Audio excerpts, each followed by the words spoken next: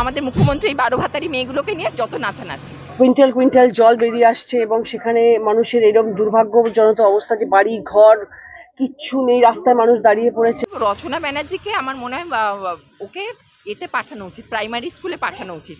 ওরা সংসদ হয়ে আজকে ওরা একটা জনপ্রতিনিধি হয়ে ওদের এইটুকু সেন্স নেই কোনটা কুইন্টাল আর কোনটা কিউসেক।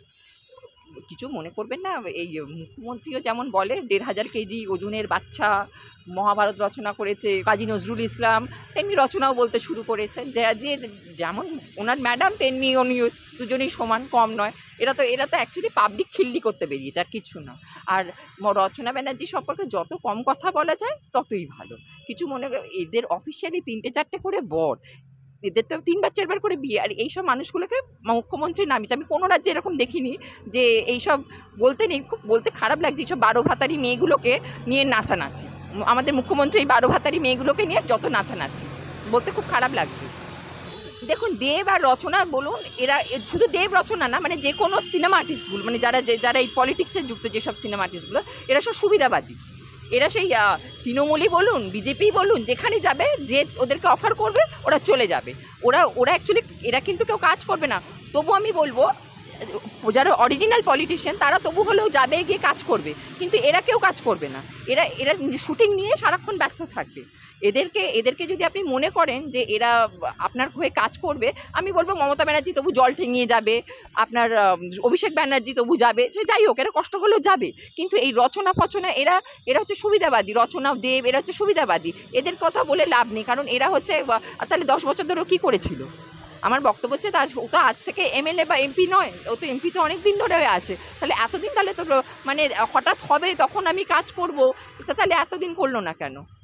শুধু কেন, আমি যে কোনো, মানে এটা শুধু তৃণমূল বলে না, আমি যে কোনো পার্টির ক্ষেত্রে বলছি, মানে যে আসে লঙ্কায় সে হয় রাবণ। আলটিমেটলি সাধারণ মানুষ তারা কিন্তু ভুগেই যায়।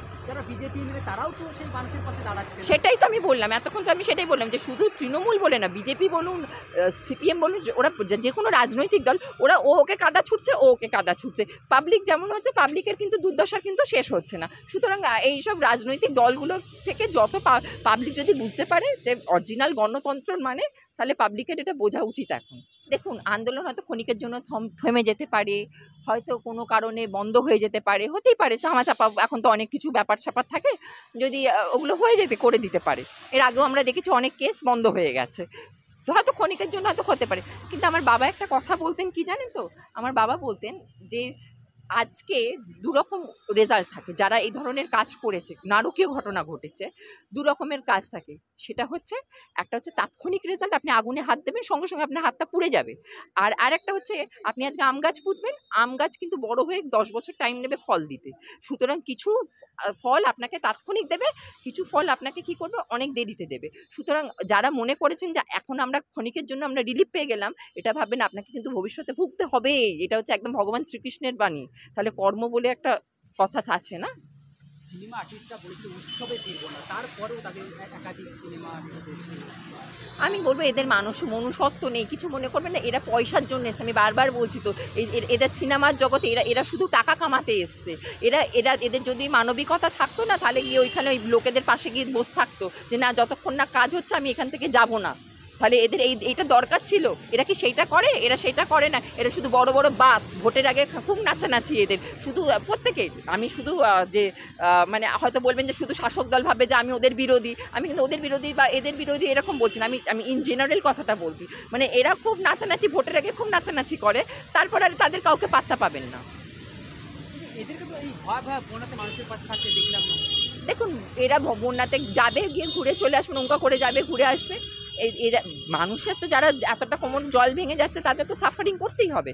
তাদের তো সাফারিংটা তো আর আটকাতে পারবে না, এটা অ্যালিভিয়েট এরা করতে পারবে না। কী করবে? এর সাধারণ মানুষের বুঝুক।